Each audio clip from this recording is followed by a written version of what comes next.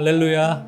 하나님의 크신 은혜와 축복이 풍성히 많은 우리 복된 성도님들이 되시기를 주님의 이름으로 축복합니다. 오늘도 주님이 주시는 이 말씀을 통해 은혜가 충만하고 성령 충만한 복된 하루의 시간이 되시기를 주님의 이름으로 축복합니다. 다 같이 하나님의 말씀 보도록 하겠습니다.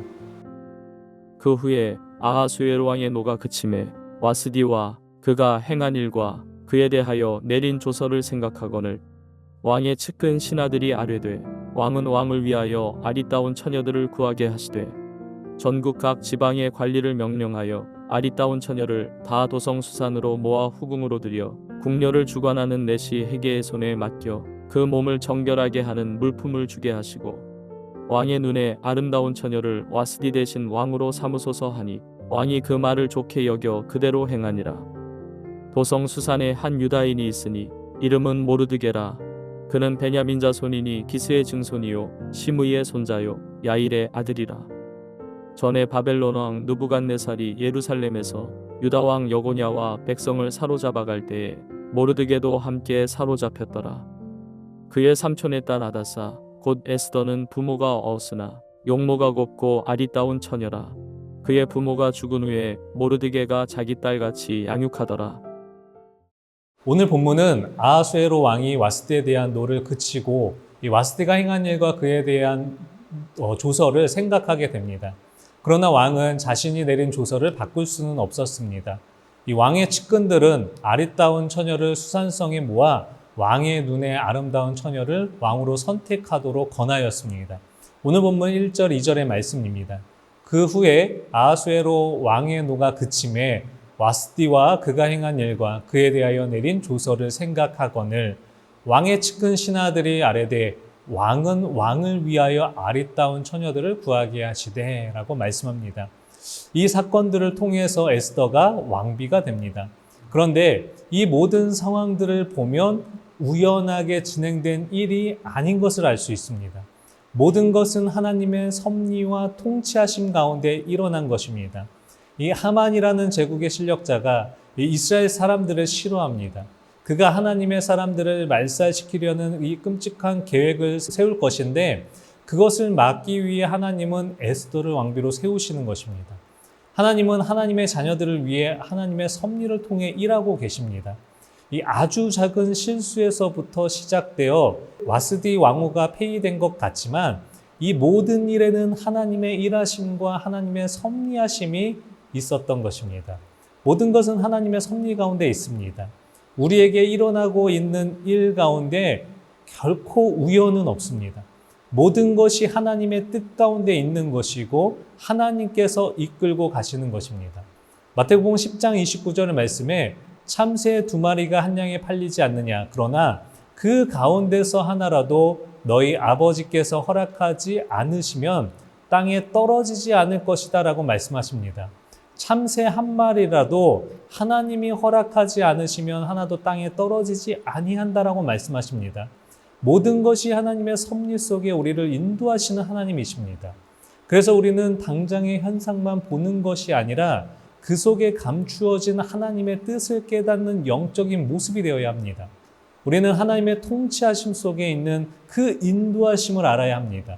모든 것은 하나님의 섭리와 통치 가운데 있기 때문입니다.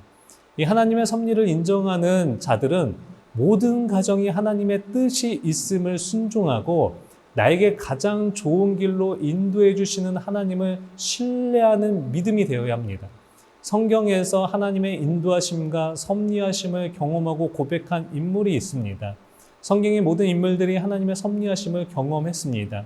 그중 요셉이 하나님의 섭리하심을 고백한 인물입니다.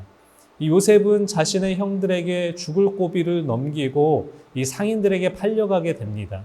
집을 떠나 모진 고생을 하던 요셉은 후에 애굽의 총리가 되어 자신의 형들과 만나게 됩니다. 요셉은 자신이 고난 가운데 있던 상황을 형들의 죄악으로 보지 않았습니다. 오히려 하나님의 섭리의 손길에서 비롯된 것임을 고백하게 됩니다.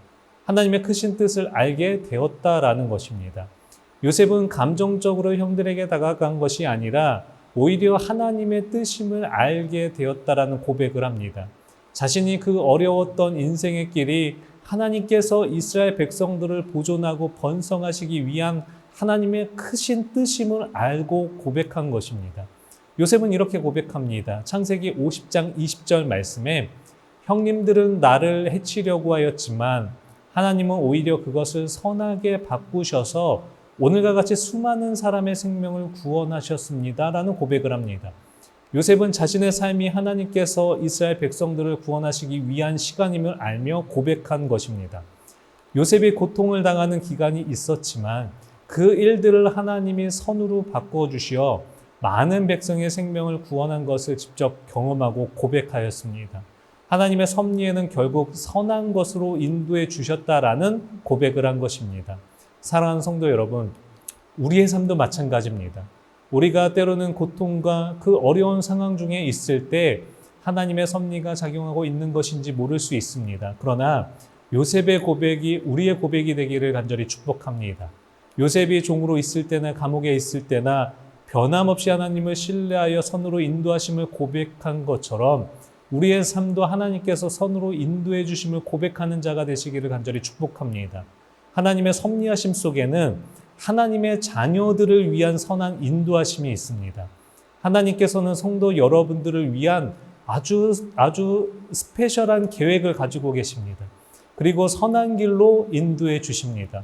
오늘 하루의 삶도 나를 위해 인도해 주시는 하나님을 온전히 믿고 선하신 하나님을 찬양하고 고백하는 복된 믿음의 모습이 되시기를 주님의 이름으로 축복합니다. 기도하겠습니다. 좋으신 하나님 너무나 감사합니다. 오늘도 귀한 또 하나님의 말씀을 나누었습니다. 이렇게 에스더서의 말씀을 우리가 살펴보면 결단코 우연히 일어난 것이 아니라 하나님의 계획하심과 하나님의 섭리하심 속에 있는 것임을 우리는 또 알고 고백하게 됩니다. 또 우리의 삶도 하나님께서 그 섭리하신 가운데 가장 선하신 길로 인도해 주시는 줄 믿습니다. 우리가 하나님을 바라보며 나아갈 때 상황과 환경에 흔들리는 믿음이 되는 것이 아니라 나를 가장 좋은 길로 인도해 주시는 하나님을 바라보며 의지하며 나아가는 오늘 하루의 시간이 될 수 있도록 인도하여 주시옵소서. 믿음으로 주님만을 바라보며 나아갈 때 우리가 선한 길을 가고 형통한 길을 가게 되는 줄 믿습니다. 그래서 날마다 주님을 찬양하고 경외하며 나아가는 복된 믿음의 모습이 될 수 있도록 주님께서 함께 하시고 인도하여 주시옵소서. 주님 감사합니다. 이 모든 말씀 우리 주 예수 그리스도의 이름으로 감사히 기도드리옵나이다. 아멘.